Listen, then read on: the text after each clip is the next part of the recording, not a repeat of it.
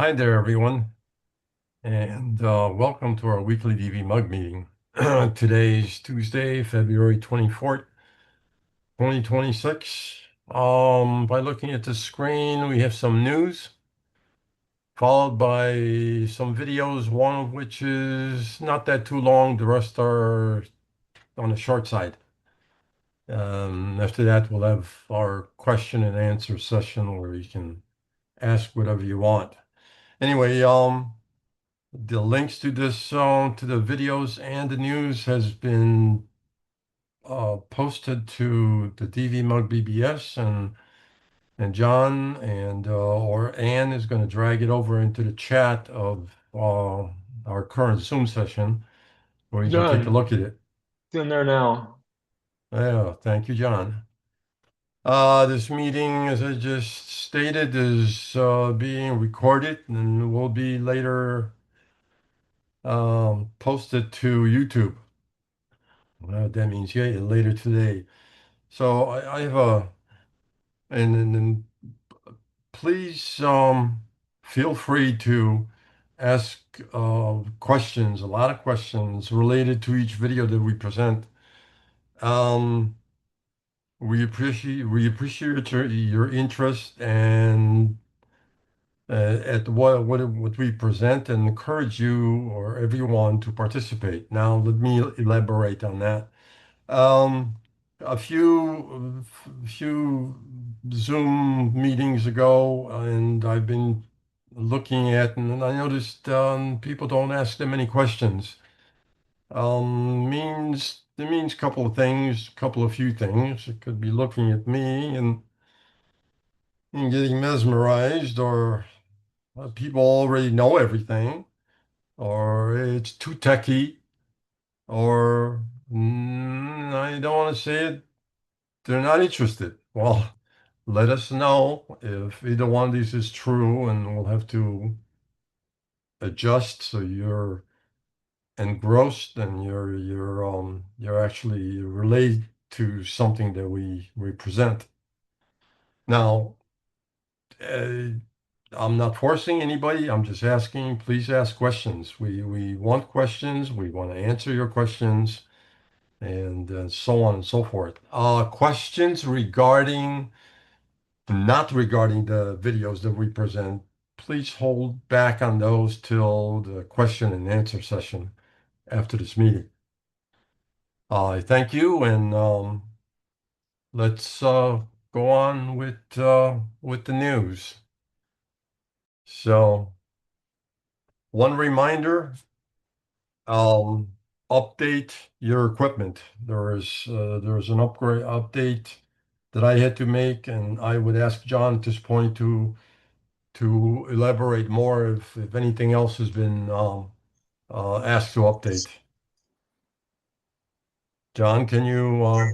No, there's been no updates last week. Okay. Uh, Coming so, soon. Coming soon. Next week we have an event. Well, it's not on the what? Not next week. March 4th is the big event, so there will probably be a full round of updates then. So that's 2 weeks, right? Or am I wrong? No, this is a Week from short month. tomorrow. That's right, it's a short month.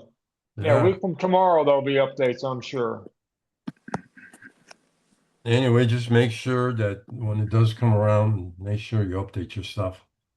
So let's go on and see what news we have for you I have a today. question about updates.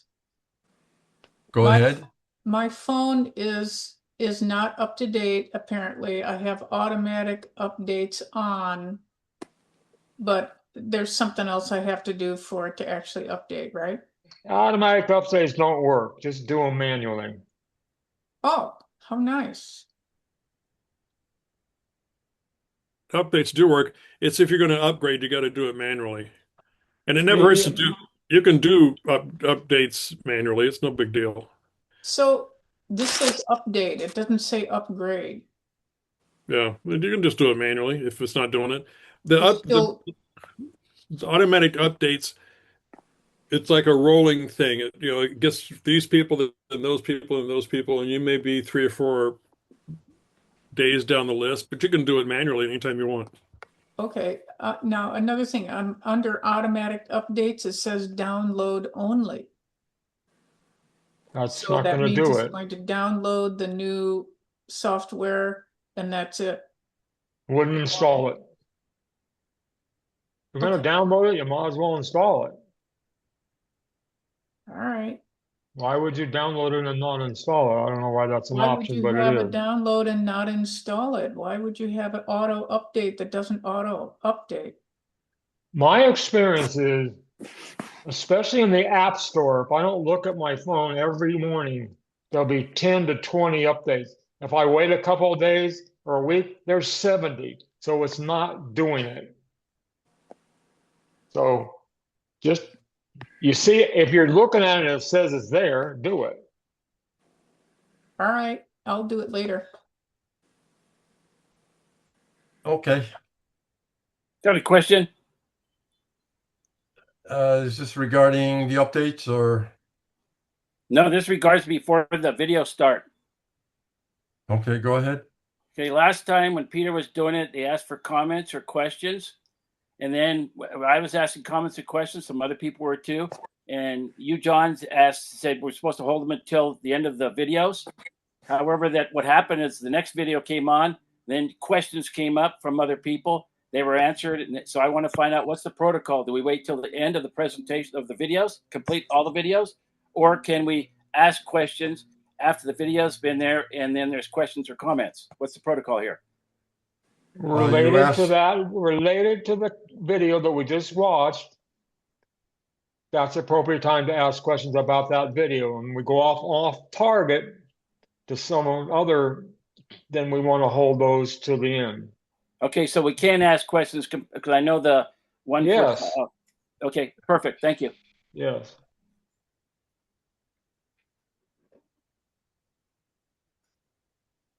Ah.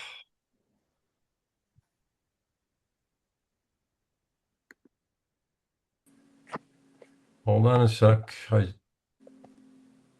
I'm having issues.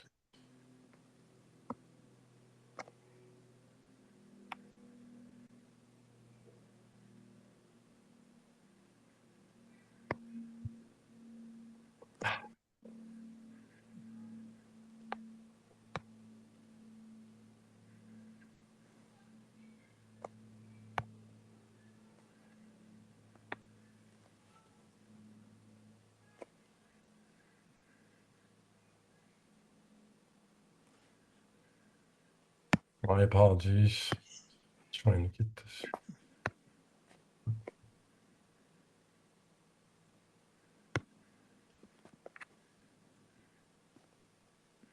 Anyway, on with the news. Apple released, this is on Bruce. iOS 26. Bruce, go full screen. We're seeing your Oh, I'm dock. sorry. There you go. Released live translation in FaceTime on with iOS 26. After a few years of rumors, the translation was released, allowing one-on-one calls to display real-time subtitles spanning all kinds of languages. It is just that. It's not something that you're gonna voice-to-voice translation. It is a live translation with subtitles. You can read the subtitles from the other language, and that's how you're going to be able to communicate. Now, the reason for that I read is that it's too tricky to convert real time at this time because we our language is not all that predictable, according to the article that I read. If you click on this link, you'll read the whole article, and it'll explain exactly why Apple is holding back regarding translating in real time. But they are working on it. at this point, it's not being implemented because it's not ready. So it is working, but you're going to see subtitles. In other words, the other language is going to be converted into subtitles, which is it's a good step. Any comments about that one? Did they say what phones that would support? Uh, no, they weren't that to that point. But In other in other words, are they going to say those that support Apple Intelligence being the bottom of the bar? I would it didn't even state that. So, but they are working on trying to the what they really stressed was that language is unpredictable and they can't at this point be able they're not able to convert from in real time. You know, Uh, I got a go question. ahead. Go ahead. I recently had some guys working over here, and one or two of them, English was their second language. We used the Translate app. It was smooth as silk. We end up conversing, getting all the stuff necessary to get done, and general chit chat just using the Translate app. I'm not sure what problem they're having. Maybe it's Hmm. from English to Hungarian or something, but from English to Spanish was seamless. Was it? Well, that's good to know. I mean, Uh, I don't know why they're saying maybe some of the it's other not. phones and formats are experiencing issues. I've got a 17 Pro. Maybe that's special. I don't know. I just Hmm. know I can just speak from experience That's with good to me and know. Ricardo and Dave. It was seamless. Hmm. That was good. That's good to know. Um, this isn't an old article either. It was like a couple of days old when I picked it up. So Hmm. anyway, good to know that maybe it has to do with the special The phone, AI yeah, the phone and operating system. components, right? Okay, well, here we go with what else we have. Uh, a new Apple Watch app is being written by Rivian that's going to go onto the Apple Watch. And this thing is going to go back to Rivian from 2021. And the application is going to be able to unlock your doors, windows, adjust them, and change the temperature in the cabin, uh, turn the emergency lights on, or sound the alarm, or even let you know what the charging target is on your when you're charging it. But anyway, for those of you owning Rivian, an app is coming to the watch, and you will be able to control your car with it. Sounds good. Cool.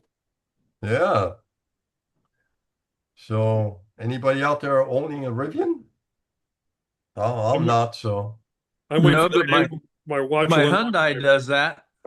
Really? there you go. Cool. Yeah. I'm waiting the day for my watch to unlock my house. Mm, no, that's coming too. Probably I'm, all in I'm good sure. time. I'm sure it will.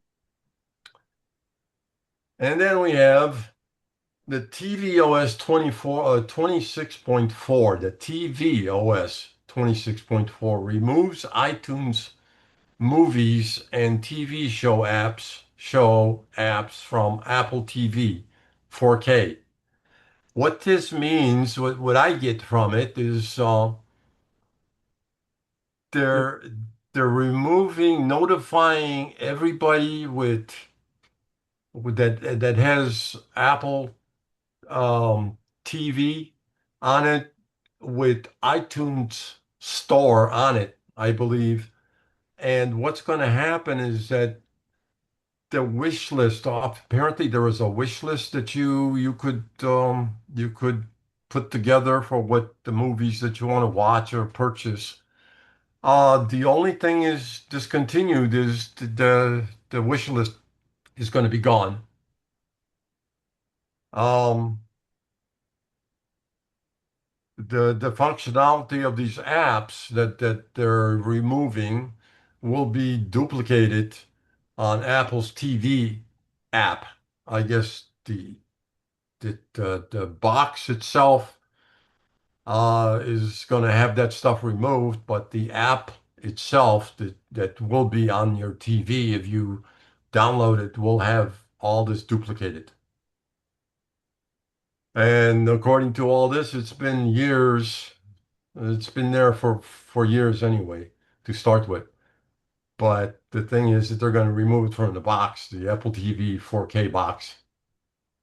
Again, if you want to, for those of you owning the Apple TV, go to this URL and read all about it. Anybody with the 4K yet? I don't have one, so, and I don't have a wish list, so I really, Class. I'm sorry, You're muted, Andrea. Andrea. Still can't hear you.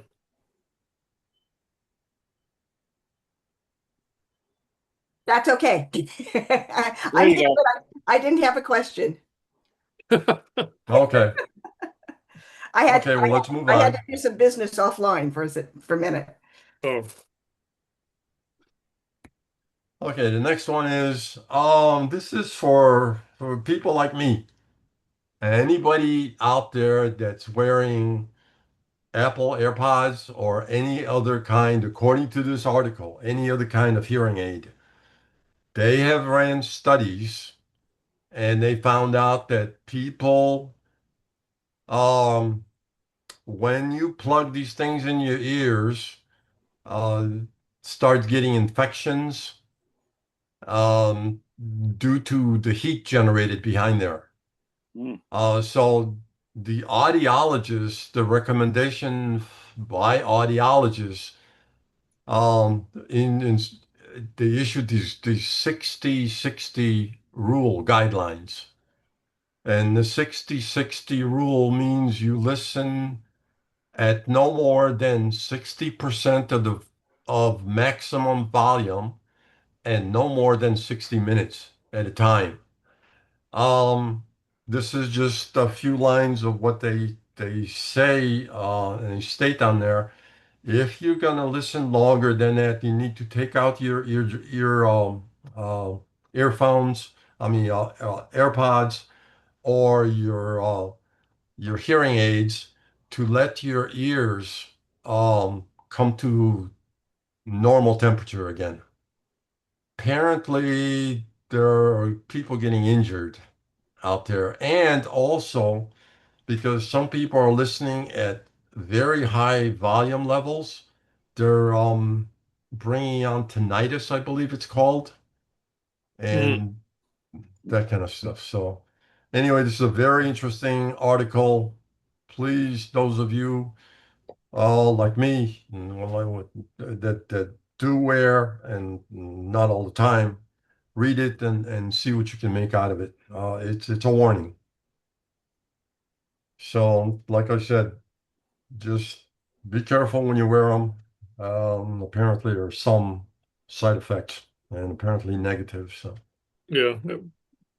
At first, when it said 60-60, I thought you were going to tell me 60% if you're over 60 years old. no, that was weird. I just couldn't figure that one out till I read the whole article.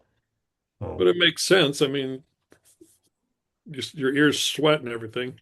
Lee's got a question. Okay, go ahead, Lee.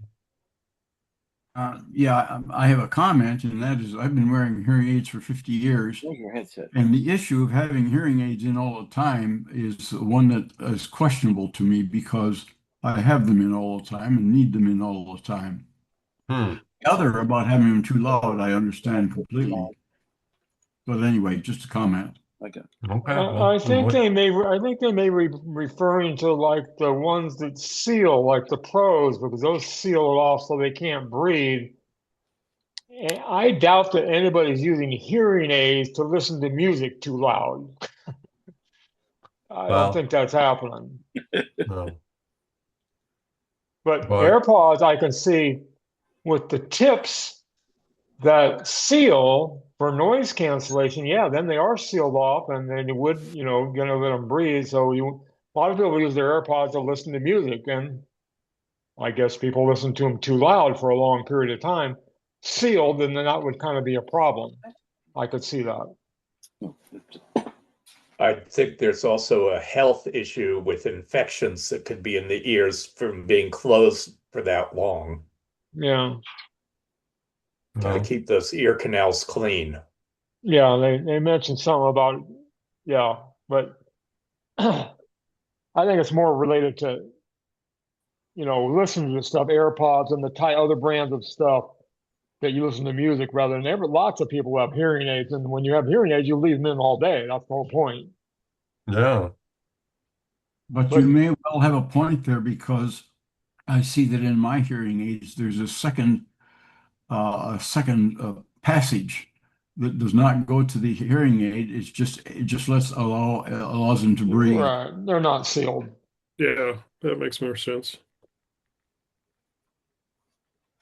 Okay. Well, at least we're aware of. I was not aware that stuff like that. I mean, that's what happens. I mean, when I got my real ones from Costco, I managed to push that thing in there so deep that I had issues with it. But outside of that, I didn't think anything of it at all. But apparently, it's something to think about. Okay, I got a couple more news items. So here, iOS 26.4 beta launches without Apple Intelligence and Siri features. Um, it says that software it'll be some of all of new Siri features could be introduced in 26.5 or 20, even 27, uh, which will be previewed at the June 2026 WWDC presentation. But so far, there are no Siri AI features introduced. Anybody have any more? Apple said this year. Okay. That's December. Yeah. They So promised it. And the rumors are they're talking about now Apple's touting they're going to do visual intelligence is what they're going to count on, not app art. So that's like rumors, cameras in the AirPods, a pin that you will wear with a microphone and a camera that will see things. So they're going to base it on visual input rather than talking to it and telling it specific stuff or whatever. So that's the rumor that's going around. Who knows? yeah. Well, let's hope that happens. Anyone else? Well, okay. Let's move on. That was it for the news thing. And here we go with some information or informative videos. First one is regarding the new AirPods.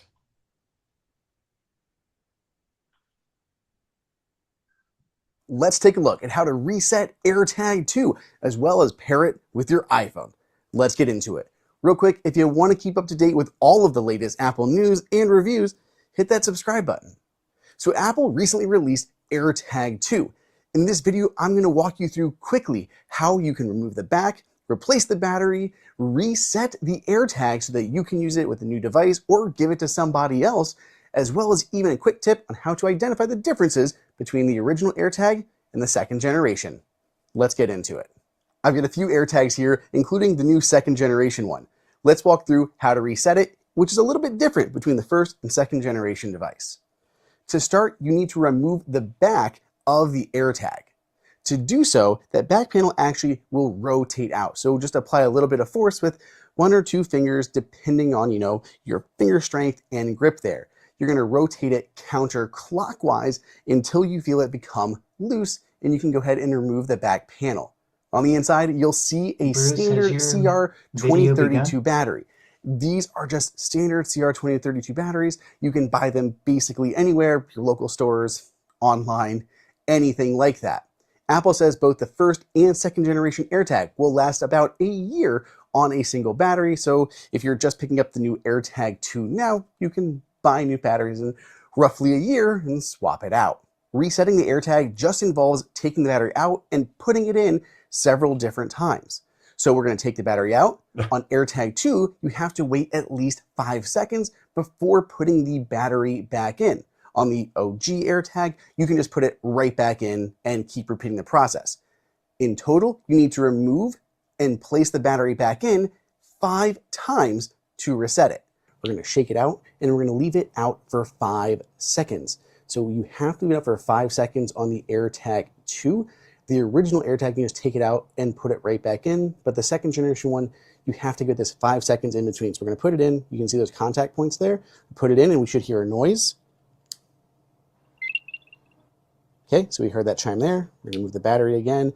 We're going to wait another seconds. 1, 2, 3, 4, 5. Put it in again.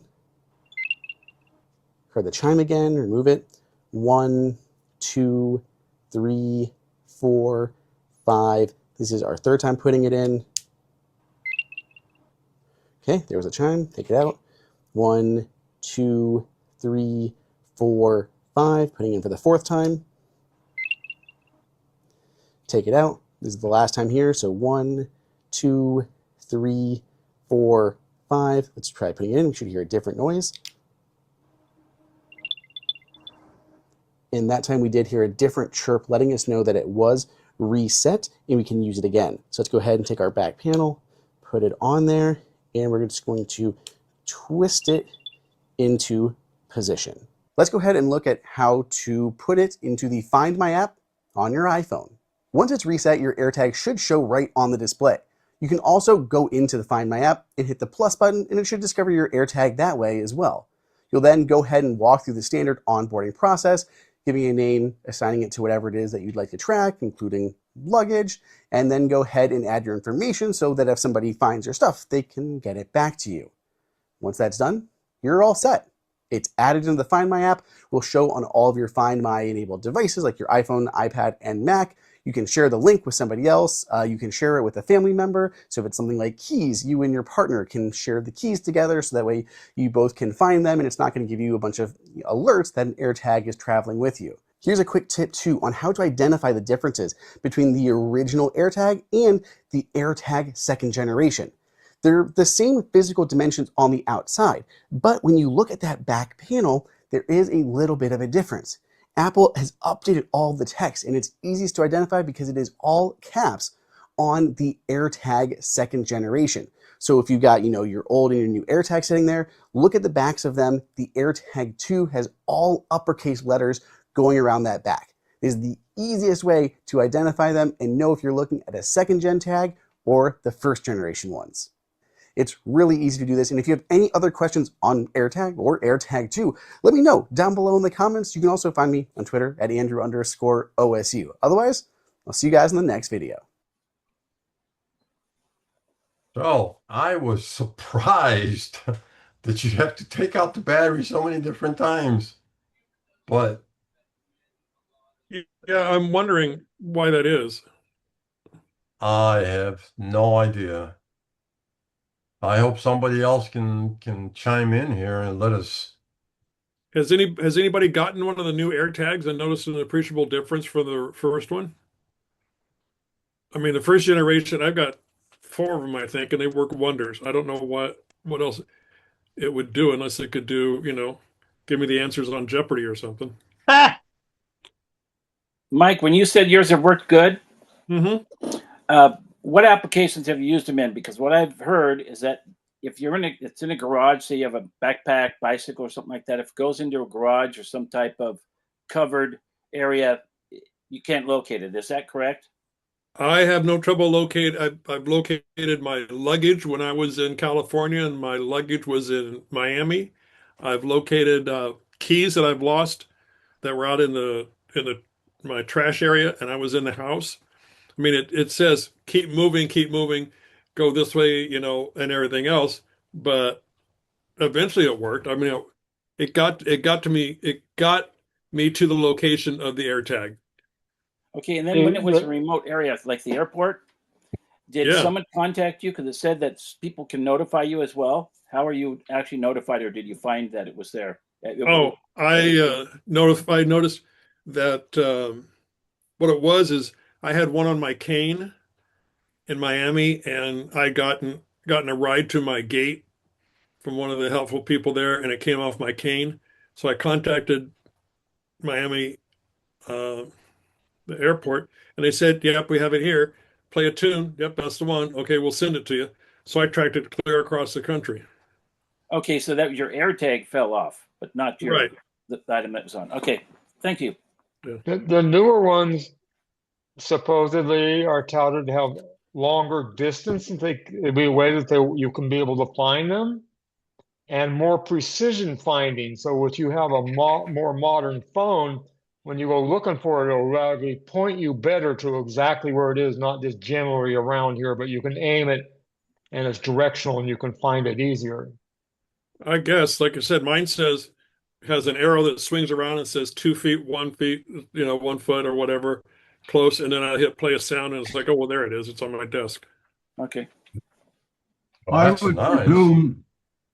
presume on that question of why 5 times is so that it's not going to reset if you're just changing the battery. Exactly. You may do it once or Okay. twice, but to do it 5 times, that means you instantly want to reset. Right. Yeah, it makes sense, Lee. Yeah, because otherwise you couldn't change the battery. We're totally resetting the thing. Okay. Okay. Uh, so those are the new ones, but a little more to think about. Well, the one thing is, we had an article about the fact that if you have an older phone and you're trying to find them, it doesn't work with the new one. So you want to get the older AirTags if you want still to work with your older phone to find stuff. They're still available and they're cheaper on Amazon. They'll probably keep selling them just for the fact that it works with the older stuff if you need to. So you're saying that the older AirTags would work with the older phone? The older AirTags continue to work with everything, but the newer AirTags don't work with older phones that the older AirTags did work with. Oh, okay. Can another person activate your AirTag, like make it chirp if they're in the area? You talking to me? Or anybody who knows what the You're talking to me? AirTags. Yeah, you're No. talking to me. Sorry. Dropped into a little dinero there. No, that's fine. No. Oh.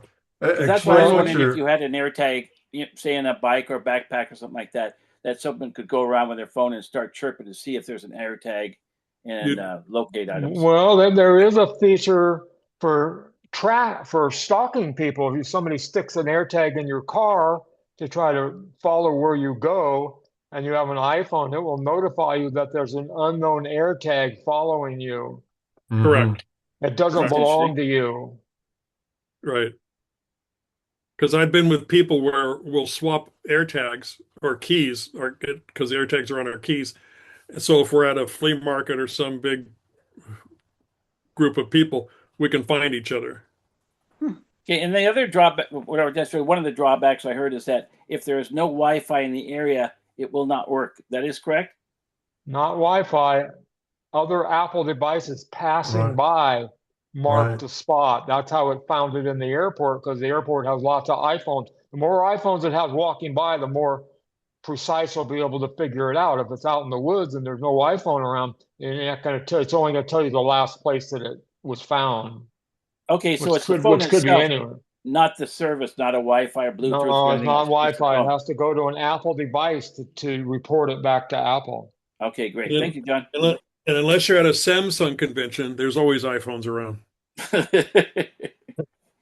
Yeah, you can't just put it on someplace that has Wi-Fi. That won't do it. Okay.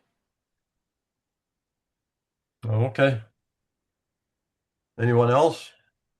Uh, No. just for the record, it looks like Sharon says that she likes her tile locator. Well, okay. We all have our preferences. Yep. And they probably work the same, right? So, Yeah, thanks. Go ahead. Has the script for the information on where the location is always been at the bottom of the phone? Or when you're looking at your device, has it always been down at the bottom? What I do don't you mean? know. I don't have one. I You don't mean know the Okay. where does it show up in the Find My app, you're saying? Yeah, so when it says where it is, where you're looking for it, you know how it's at the airport or it's to the left or it's to the right. Has that script information always been at the bottom? it's been on the full screen. Okay, but now it seems like it's at the bottom. Well, at the bottom of the Find My app, you can say find people or devices. You have to pick which one you want to find. Right. Or if you go to items, it has the AirTags. Right. Okay. You can find your devices, your phone, your MacBook, your watch, your AirPods. And then there's people. People is a separate button at the bottom of the Find My app. And there's also, if you pull it up there's a share AirTag and whatnot. Wow. Fancy. Thank you. So I see here AirTag uses Bluetooth. Yeah. Not Wi-Fi. Yeah, Bluetooth. No, not Wi-Fi. So it's a limited distance. Yeah, but then it sends it out into Apple's network. Well, anybody that stumbles by with an iPhone, it marks the spot. And to their phone, and their phone reports to Apple that it saw it in the airport. Right.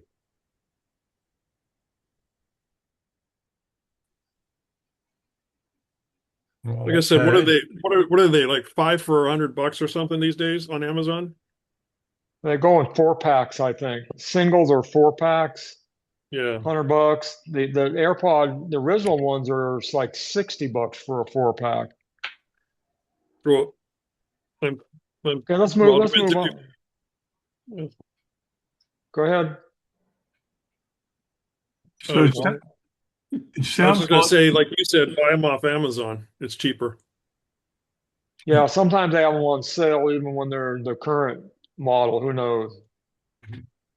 Okay. Go ahead. Let's move up. Let's move forward. All right. So here is a video from MacMost, and this is how you want to create, if you want to have a party or something like that, you want to create a poster. And Gary's going to show us how. So here we go. Hi, this is Gary with MacPost.com. Let me show you how to make a quick sign or poster in Pages on your Mac. So Pages is a very versatile app that you can use for word processing and making complex documents like newsletters. But you can also use it to make simple signs. But to do this, you first need to realize that there are two modes for Pages. One is word processing mode and the other is page layout mode. So for instance, if you go to create a new document in Pages and you choose blank, you will be in word processing mode. You can tell you're in word processing mode because you'll see a blinking cursor there ready for you to type page after page of text. If you go to View, Show Layout, you'll see this big text box that will flow from page to page. Also, if you go to File and look here, you'll see Convert to Page Layout. That tells you you're not in page layout mode now, you're in word processing mode. So let's start off a document the right way to make a sign or poster. We're going to go to File, New, and then choose the blank layout template. You'll find it here under Basic, though if you've used it recently, it'll be under recents as well. If you choose blank layout, then you're not going to get that text box here that'll flow from page to page. It won't be a word processing mode. And if you go to File and look here, you'll see Convert to Word Processing, meaning you're in page layout mode now. So first, let's get a good overview of the page. I'm going to change the zoom level. You can change it to fit page. So now you'll just see the page. To get an even better idea that you're looking at a page here, let's go to 75% in my case. And you can see here the bottom of the page. So we really get a good idea of this is the piece of paper that we're creating a sign or poster on. Now we need to add some text. There's nothing here. You can't click on this and start typing because there are no elements on this page. To type text, you need to type into a text box, and you can create one by clicking on the text box button here at the top. If I click that, then I get a text box. It even says type to enter text. You actually need to double click in here and it will select the text. And now I can type whatever I want. So since I'm making a sign about a work party, I'll just type after work party like that. Maybe an exclamation point. So now I've got a sign, but it's not a very good one. Let's make this better by making this text larger and more interesting. So I'm going to use Command A to select all the text in here since the cursor was blinking in there. And I'm going to go to Format, Text. And then I'm going to make it a little bit bigger. So 13 point is too small. Let's make it 40 point. Now you can see it's bigger. Probably want to make it even bigger. But let's get a good font first. You're going to have different fonts on your Mac than I will have on mine. I'm going to go ahead and choose the one I happen to have right here, like that. That's a fun font for a party. Text is still too small, so let's continue to make it bigger by clicking here, and you can see it goes pretty slow, so let's just type in a bigger number here, like 150. This is better, but it doesn't fit the text box anymore. So the next thing you want to do is enlarge the text box.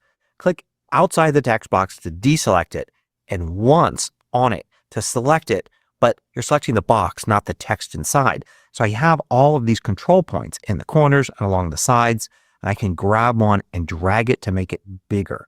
So I can make it much bigger, and I can reposition it so it's centered. You see here,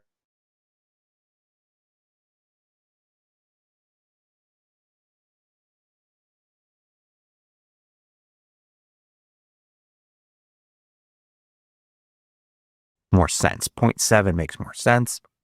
I'll center the text. It's looking even better. I can play around with the style here and say change the color to something more colorful like red. There's a lot of other stuff you can do. For instance, I can go here under text options and set an outline for the text and maybe make a black outline like that, or maybe make it like a yellow outline like that. Just something to make it stand out even more.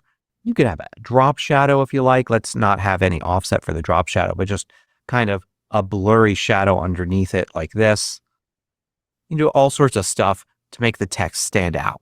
By the way, if you find these videos valuable, consider joining that support MacMost at Patreon. You get exclusive content, course discounts, and more. You can read about it at macmost.com/Patreon. But now let's add more text because there has to be some information here. To do that, let's create a second text box instead of putting everything in the same one. So we've got this second text box. I'll move it to the bottom here. I'll double click on it and type some information like that. I'll select it all and then center that text. Let's make it bold. Let's maybe not make it that font. Just pick something else like this and make it larger so you could see it. There, that's fine.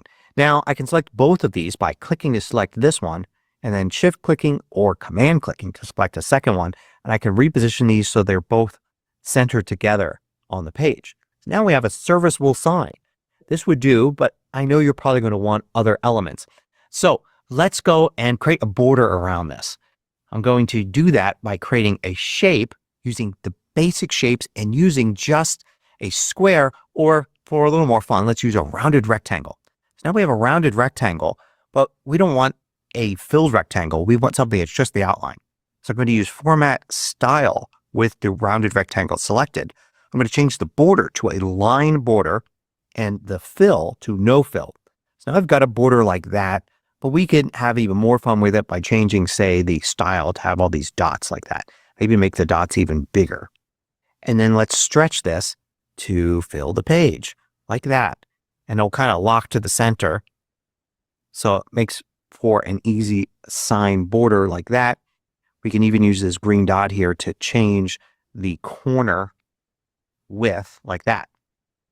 So that's a little bit better, but you probably also want some fun graphics on it.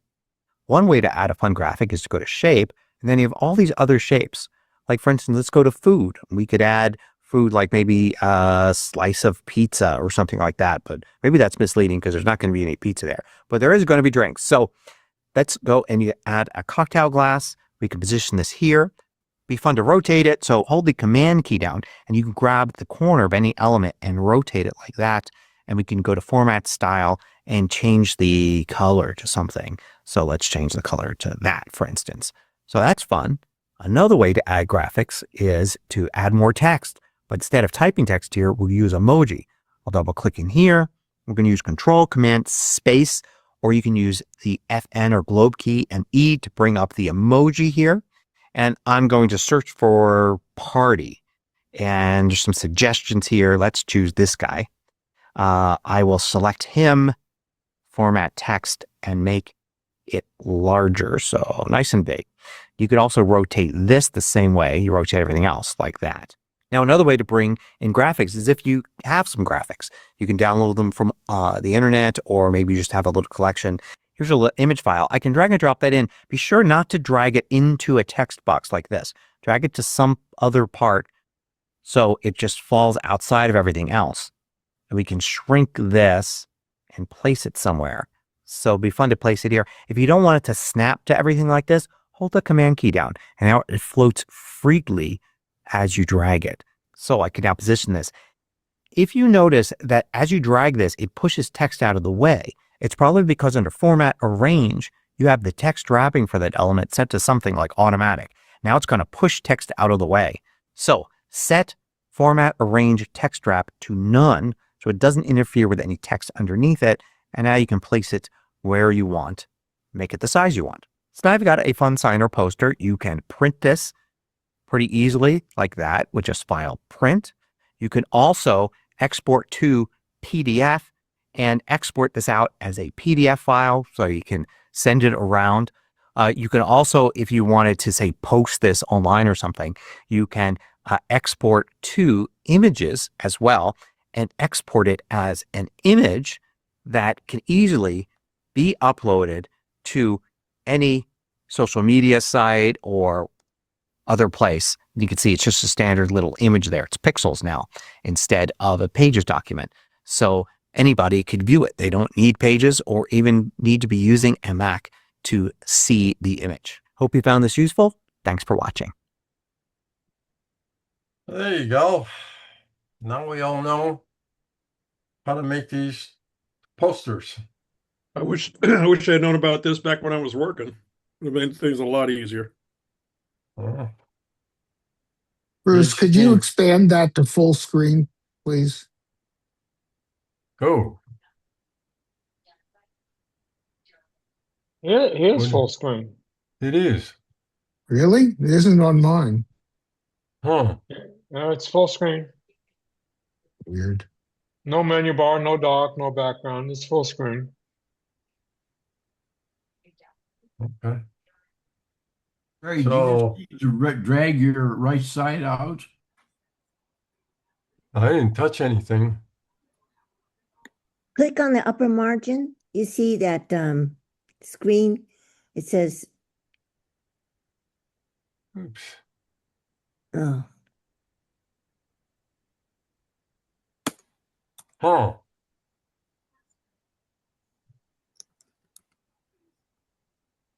Anyway. Sharon's got a question. Yeah. Thanks.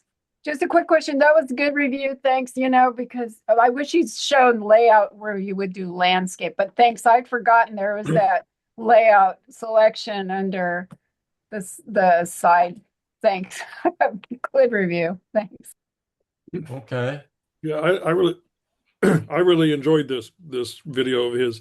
A lot of the stuff that they do is stuff I never would have used or never have used. This is something that I would have used definitely.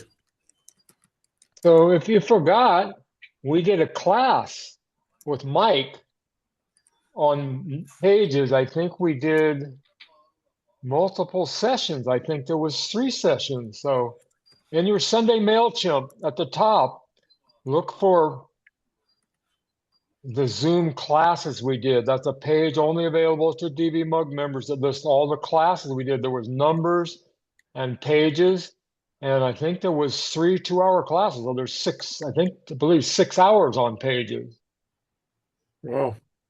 on Zoom. Jan's had a I mean, question. go ahead. Pages. Hey, Jan. You need to unmute yourself, Jan. Duh. Thank you. Does this apply to new pages too? I'm sort of worried about the new pages, which I don't have. Is this the same on the new? I'm sure Gary was using the newest version. Right. Or unless this was an older video, I don't think it was that old. No. I've got both and it works the same. What do you think of the new one? I don't use it because I don't want to be frustrated by seeing the new templates that I can't buy. So I just use the old one. It's no different. It's the same. But they're making you have that group of 3 or something. Yeah, you can, then they add a bunch of stuff that has the little icon on it that means it's not for the peasants. It's only for the elite who pay that money for all that Final Cut Pro stuff. I will never use Final Cut Pro or have a reason to buy any of that stuff. So I just stick it with the old one, but the file structure is exactly the same. There's nothing different. Good. In fact, when you install the new one, the old one remains. Yes. Oh, you mean you have to choose between one and the other? You don't have to. You may. Right. But it keeps bugging you. It keeps bugging you about the fact that there's the new version. You can't get that to stop. No. And you can delete the old version if you don't want it. I'm afraid, so I don't. But eventually I will, so. Okay, anyone else having some insights on this? I'm going to start making some posters, see how this works.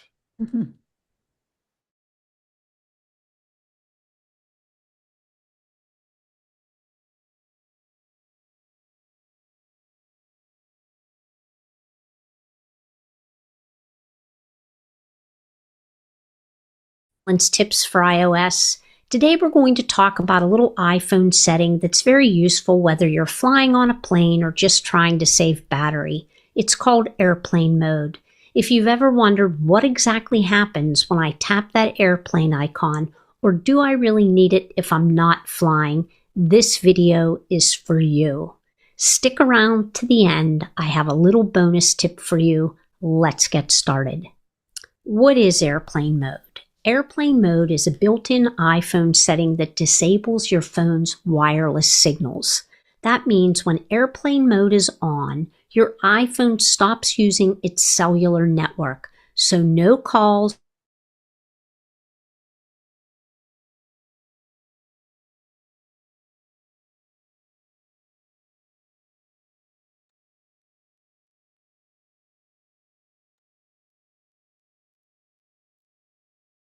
were flying to avoid any risk of interference with plane's instruments. But today, even if you're just sitting in the living room, airplane mode can still come in handy. Here are the top reasons, especially for seniors, for using airplane mode. Travel or airplane rides. Of course, it's the original reason. When you're on an airplane, flipping on airplane mode helps comply with airline rules and avoids potential signal interference. Save battery life. Since your iPhone isn't constantly searching for cell towers or trying to connect, it uses less power. That means your battery lasts longer, great for long trips or outings when you don't roam or happen to be near a charger. fewer distractions, digital quiet time, no calls, no texts, no data, no notifications. If you want a quiet reading time, watch save videos, or just enjoy peace without pings and beeps, airplane mode is perfect. It also helps avoid accidental data usage or roaming charges. If you're traveling or have a limited data plan, turning off cellular by using airplane mode helps avoid unexpected charges. So yes, even when you're not flying, this airplane mode feature can actually make your iPhone more helpful and less trouble.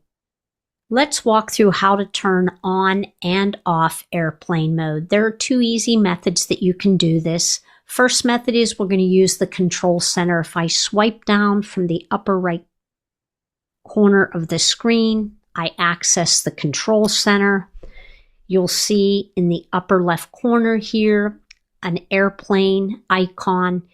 If I tap on the airplane icon, you'll see that it turns orange when it lights up, and that indicates that airplane mode is on. If I tap it again, airplane mode is switched off.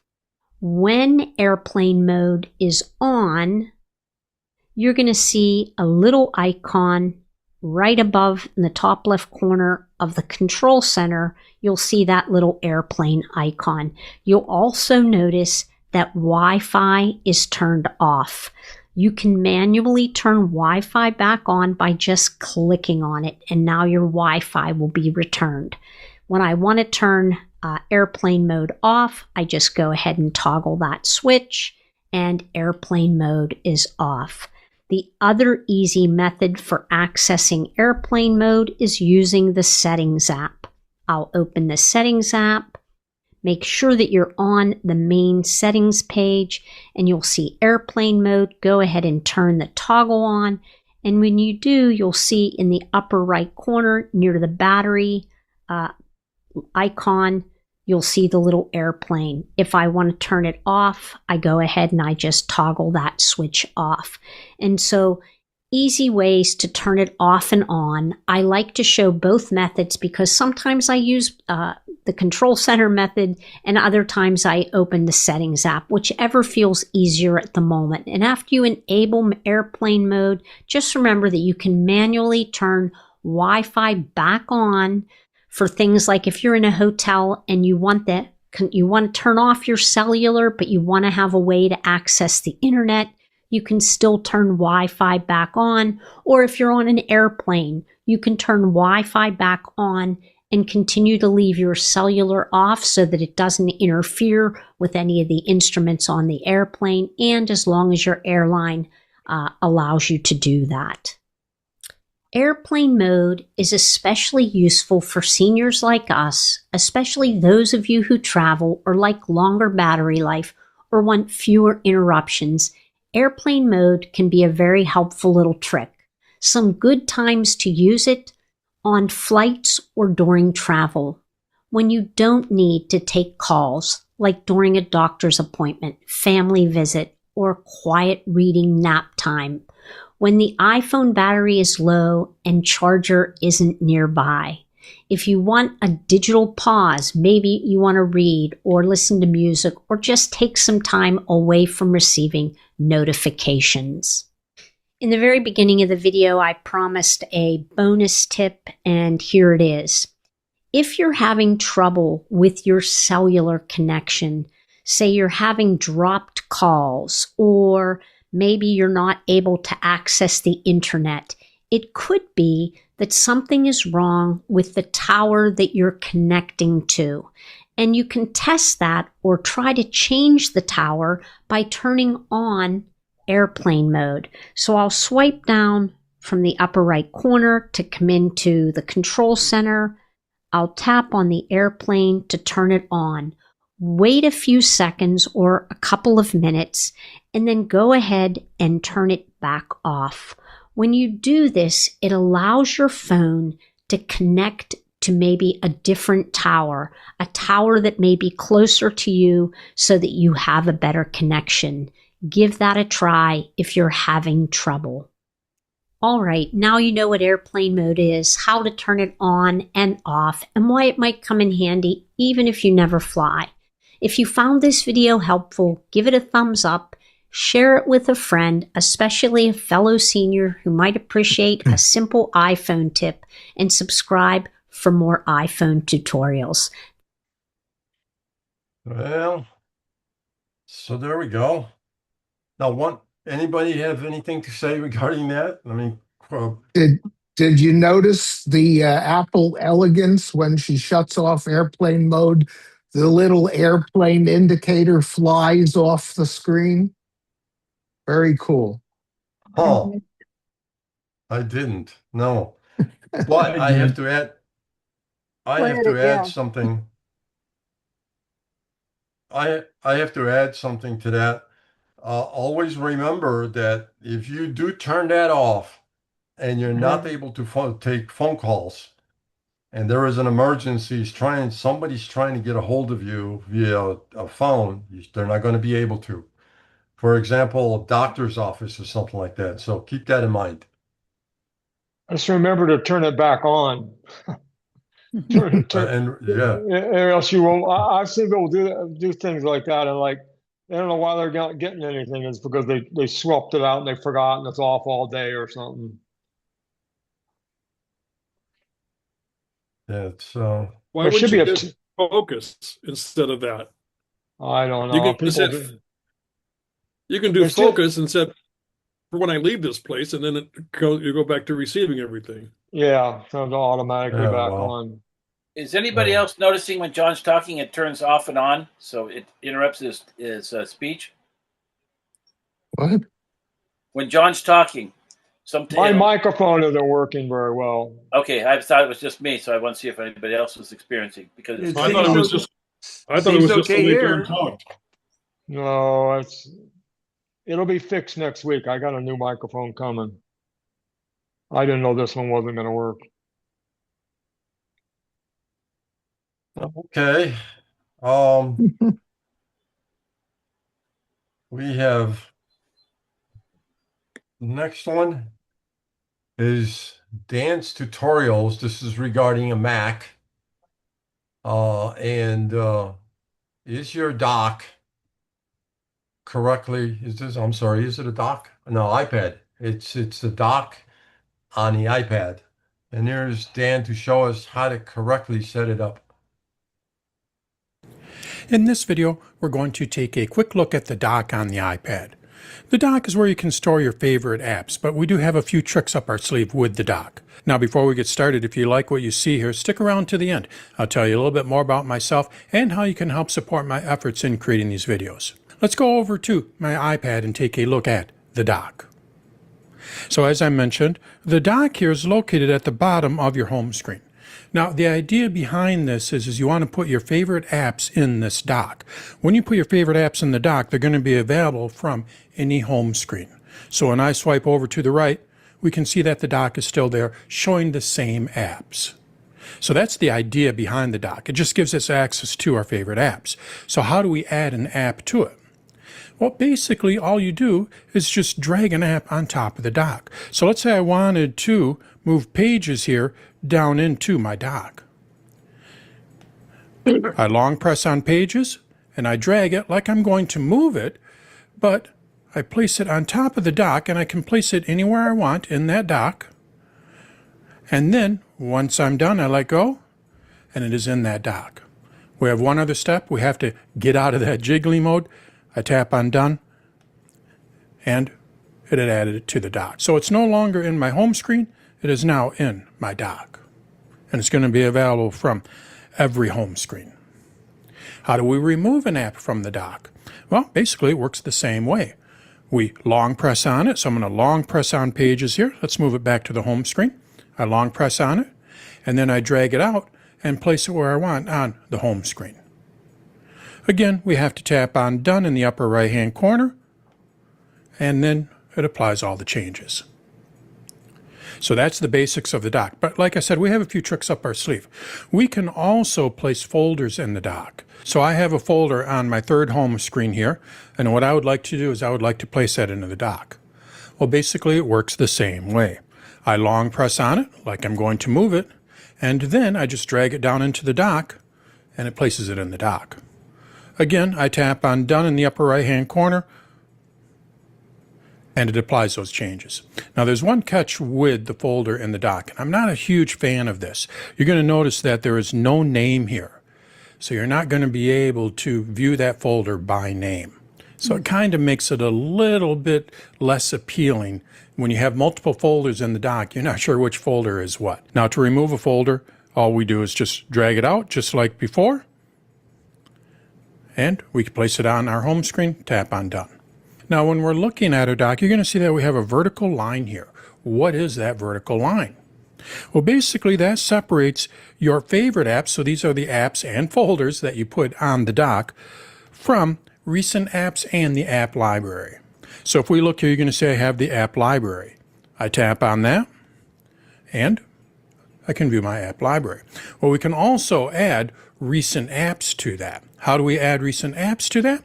Well, we need to go to the settings for the dock. And we're going to go over here to my settings. And then from here, what we need to do is go to Home Screen and App Library.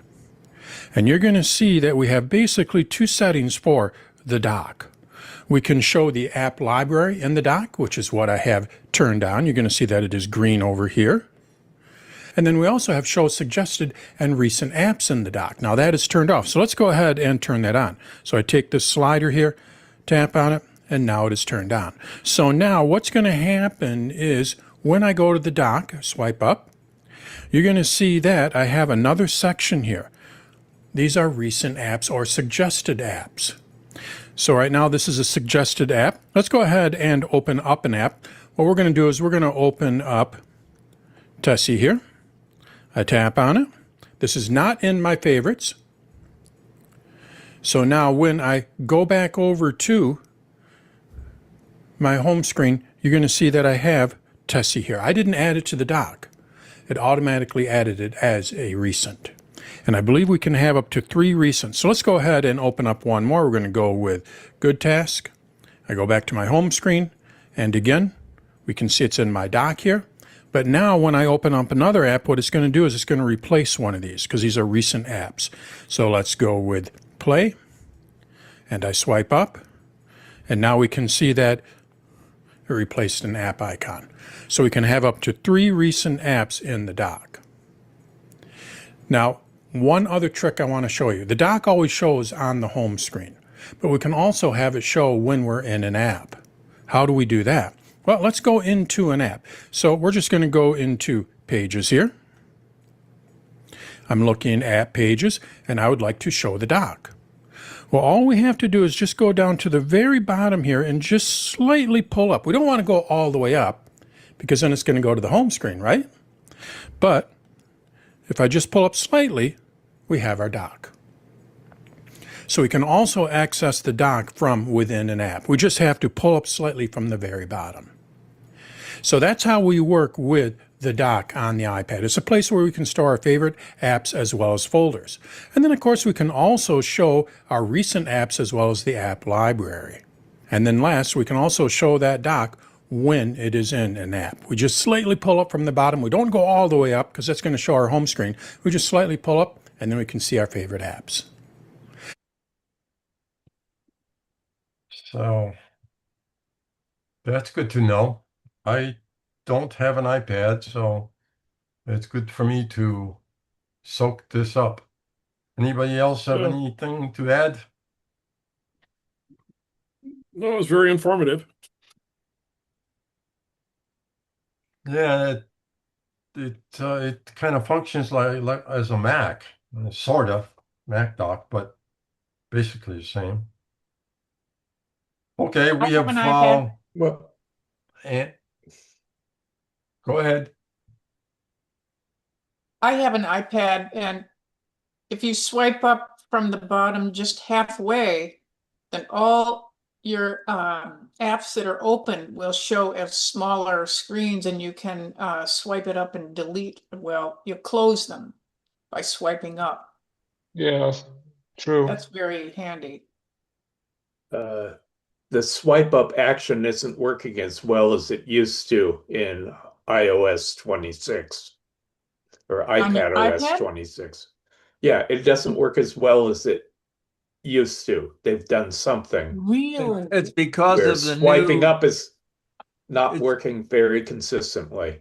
it's because of the new windowing where you can drag the handles, make it Mac-like. You can turn that Right. off and it'll go back to normal. I just updated my iPad. Yeah. It depends on the windowing mode, as Rick just said. In settings? Yeah, Carol, are you in settings?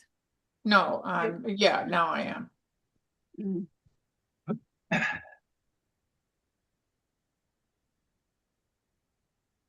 Okay.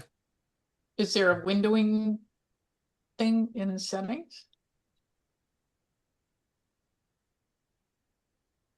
Well, let's I just went and got my iPad to see what you guys are talking about. It seems to work fine. Bring it up a little bit, you get the bar, the two, and if you bring it a third of the way up, you get the screens to close. Yeah. But it's not consistent. No, it is not Really? consistent. So can I ask, are all of you using iPads that take both cell as well as Wi-Fi, right? No, No, Wi-Fi? just Wi-Fi. Wi-Fi only. Okay, Wi-Fi only here. I Thank you. don't need cell because I have a phone. okay, thanks. Yeah. So if you were looking for the windowing mode, it's in settings. It's called multitasking and gestures. So if you didn't turn it on, then you're in full screen apps.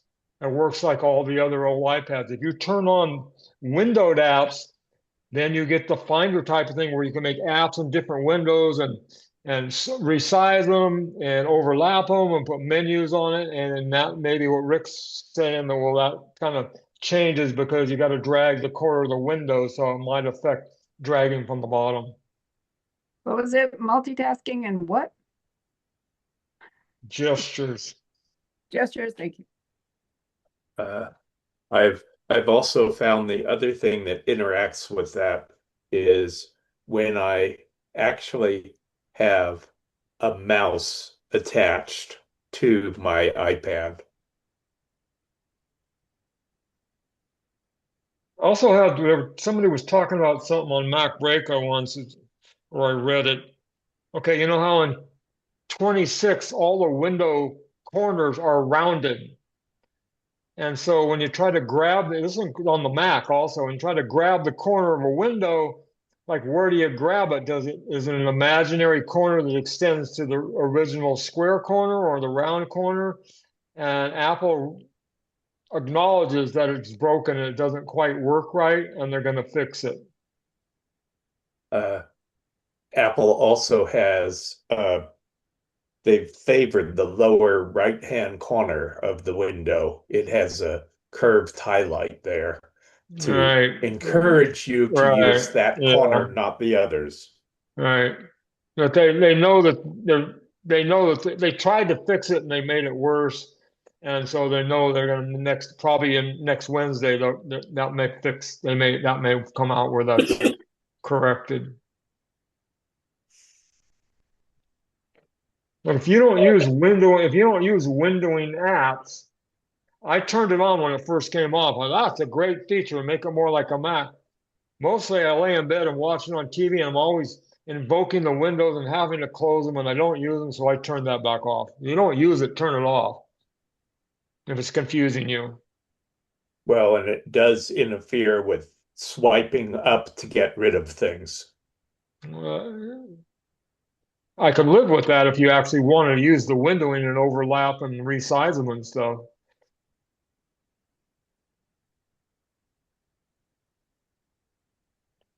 Okay. anyone else? We got the short video and a shorted video, real short video to go. Go on. So this is Gary telling him, instructing us Gary doesn't know what how to. are scroll bars and how to use them on a Mac. Hi, this is Gary with MacMost.com. Let's take a look at the scroll bar options in Mac OS, why scroll bars are there sometimes and other times they're not, and how they can get in the way. Now, as an example here, let's look at this Finder window. Here in column view, you could see that there are more folders than can fit in the vertical space here in the window. So to get to the folders down below, you need to scroll up. But there's no scroll bar here that you can grab onto. In the distant past, we used to always have scroll bars in this case, and you could go over to the scroll bar and click on the arrows or drag the middle part of the scroll bar up or down to move the content. But for years now on macOS, no scroll bar is shown by default. Instead, you just position your pointer inside the content, and then with a Magic Trackpad, say on a MacBook, or if you've got a standalone Magic Trackpad from Apple, you can use 2 fingers to easily scroll up or down. With an Apple mouse, you can use 1 finger to scroll on the touch surface of the mouse. With third-party pointing devices, sometimes you've got things like a scroll wheel that you could use as well. You can use this to scroll up or down. I'm going to use 2 fingers on my trackpad to do it. And you can see it's pretty easy to scroll. And while doing it, you can see how the scroll bar appears on the right. And in fact, it takes a few seconds to disappear after you stop scrolling. During that time, you can actually move your pointer over to it. It gets a little bit bigger and you can grab the middle portion and drag that up or down like you could have done decades ago on macOS. You could also click above or below it. There are no arrows though, like there used to be in the distant past. Now, what if you want the scroll bars to be there? You've got an option for that. If you go into System Settings and then go to Appearance, scroll to the bottom of this System Settings pane here, and you'll see Show Scroll Bars. You have 3 options. So basically, you've got the option here to only show the scroll bars while you're scrolling, but you could also have it set to Always. And you can see right here in System Settings, the scroll bars appear both in the left sidebar and in the main content area. They're always there, even when I'm not scrolling, so I can go over and grab them. The top option here is automatically based on mouse or trackpad.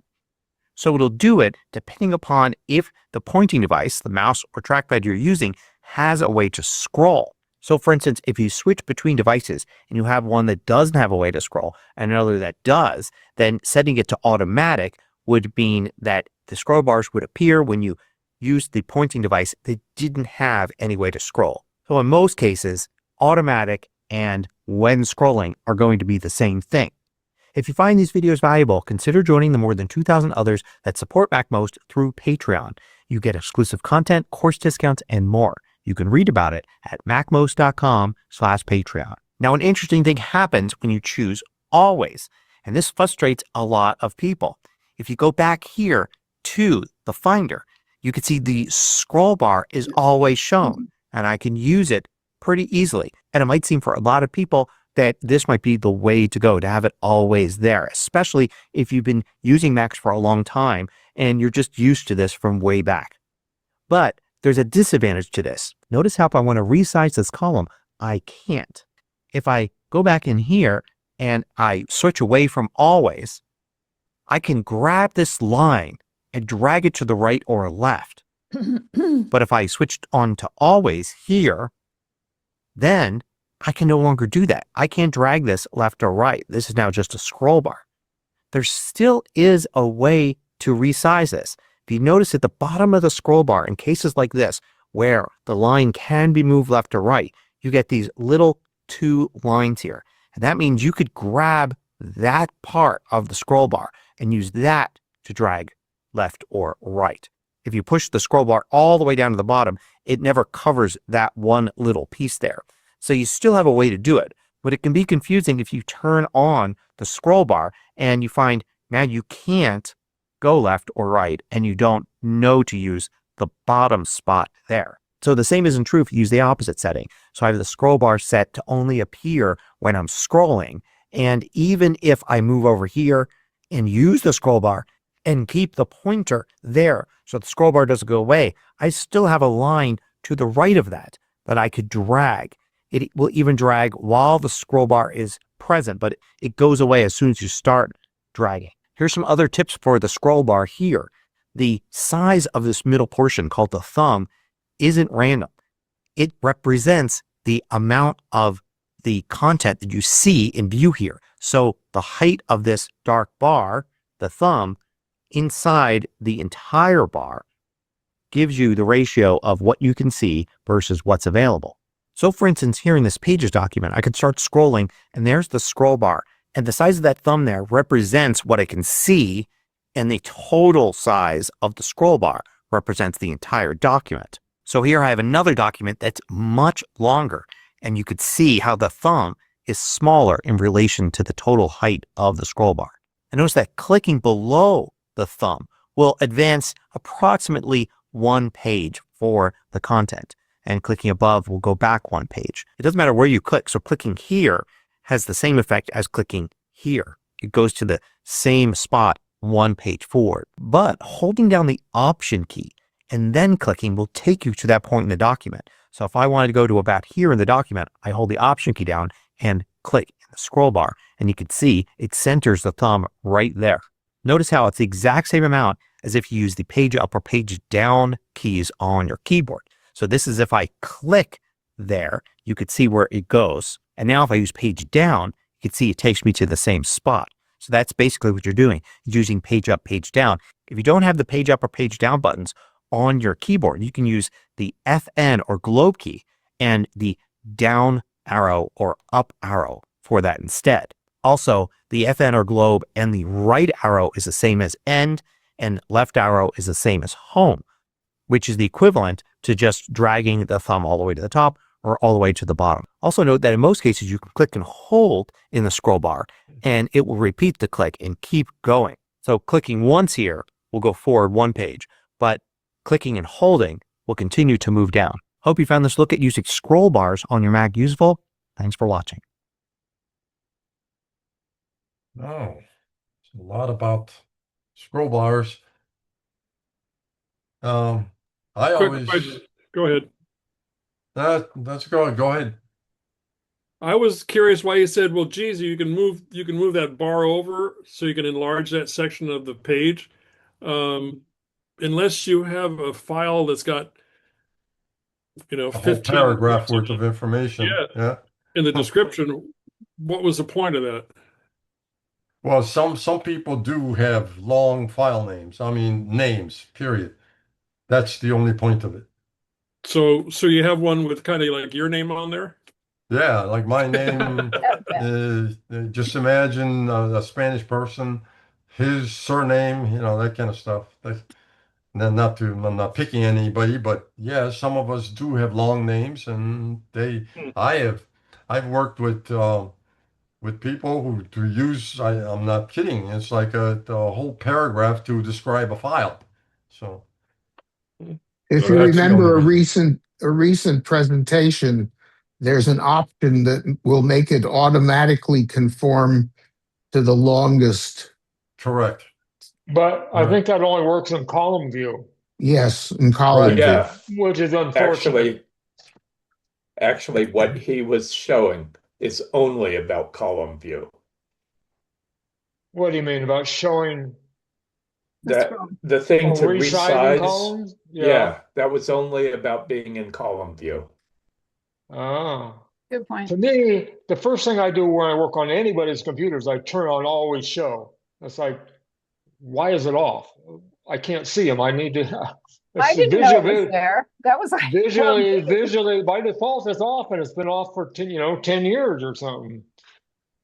Yeah. Why they took that away, I have no idea. To me, it's not intuitive. If you have a one button mouse, then you don't get the option of scrolling. What? Right. Is that what you have built? Which is what this is. Well, I always use a one button mouse. This is a Logitech mouse with a scroll wheel. Yeah, if you're used to scrolling, then Mac OS automatically recognized it and enabled that for me. I didn't have to change the setting, they did. No, if you have a scroll wheel that exists, it works. You don't have to do anything. Right. It actually detects that the mouse has a scroll wheel and makes the setting. Makes the setting to do what? Accommodate the fact that there's a scroll wheel there. So Yeah, there's the nothing to say. function Yeah, that, yeah, it just works. You don't have to turn it on. well, but what I'm saying is they make the selection of the thing he was just talking about. Automatic. Automatic. So they see my scroll wheel mouse and they turn on automatic. I didn't select it, they did. Well, anyway, somebody out there was saying I didn't even know it was there, the scroll bars. So yeah, they're there, but I just Okay, so automatically based on mouse or trackpad is the default out of the box and has been for at least 10 years. Okay. And it irritates me every time I work on somebody's computer. I got to go in and turn that on always. Turn it off.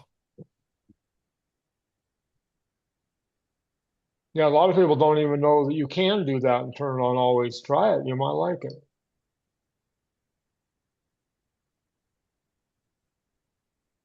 Yeah. No, I might have to turn it on one of these days. Okay, I have one more short video and then we're done. This has to do with the AirTags again. This is an Apple short video regarding AirTags. And this is how to set up your AirTags. You can use AirTag to keep track of your keys, wallet, and more, and to help locate them if they're ever misplaced. Here's how to set one up. Before you start, make sure iCloud Keychain and two-factor authentication are turned on for your Apple account. Your device also needs Find My, location services, and Bluetooth turned on. And it must be connected to the internet. If you have more than one AirTag, you should set them up one at a time. To start, remove the protective film from your AirTag and gently pull the plastic tab from the battery. The AirTag plays a welcome sound. Now, bring your AirTag and your iPhone next to each other, and a prompt appears on your iPhone to guide you through the setup process. Tap Connect, and select a category to name your AirTag. We're going to choose Backpack. Then, tap Continue. To register your AirTag with your Apple account, tap Agree. Once it's ready to use, the AirTag plays a sound, and you can attach it to your item. And that's how to set up an AirTag, so you can keep track of your most important things.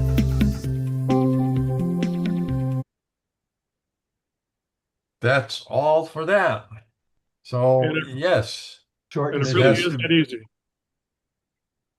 Yeah, it sounded like you can just make sure all that stuff is turned on and Yep. patches itself. Go ahead, Blink.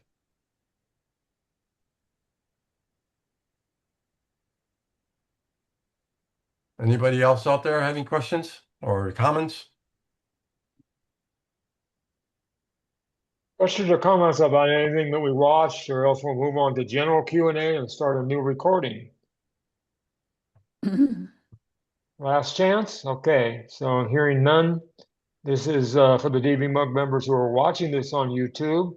You should know by now, you've been doing it long enough. You can find the link for the next recording, which is general Q&A, by going to the DVMUG BBS. If you don't know how to do that, you should send us an email, and we'll help you do that. Okay, stopping this one. Yes, I am. Hold on, stopping.